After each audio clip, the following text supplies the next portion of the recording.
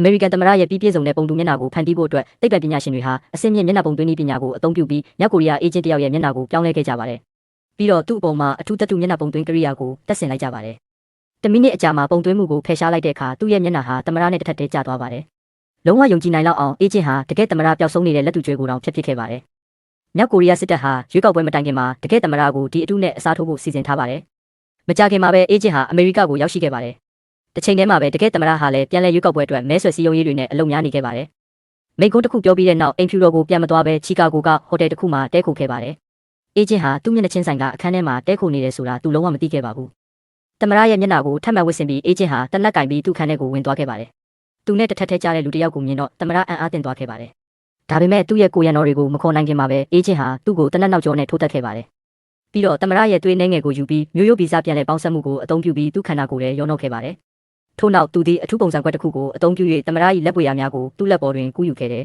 ။ထို့နောက်အေဂျင့်ကထိုပုံစံခွက်ကိုသမ္မတပေါ်တွင်ကပ်လိုက်ပါတယ်။ခဏအတွင်းမှာပဲအစစ်အမှန်သမ္မတ၏မျက်နှာကအေဂျင့်၏ရခင်မျက်နှာအဖြစ်သို့ပြောင်းလဲသွားခဲ့တယ်။အရာအလုံးအစင်းသစ်ဖြစ်သောအခါအေဂျင့်ကတကားကိုရည်ရွယ်ချက်ရှိရှိဖွင့်ပြီးတနက်များစွာပစ်ခတ်ခဲ့ရာသမ္မတတေဆုံးသွားခဲ့သည်။ကိုရံတော်များအပြေးလွှားဝင်ရောက်လာသောအခါအေဂျင့်ကဤလူသည်သူ့ကိုတက်ရန်လာခြင်းဖြစ်ကြောင်းပြောပြခဲ့သည်။သို့တော့သူသည်ခေါင်းအောက်မှတနက်ကိုဆွဲယူပြီးကိုကာကွယ်သည့်အနေဖြင့်ပစ်ခတ်ခဲ့ပါသေးတယ်။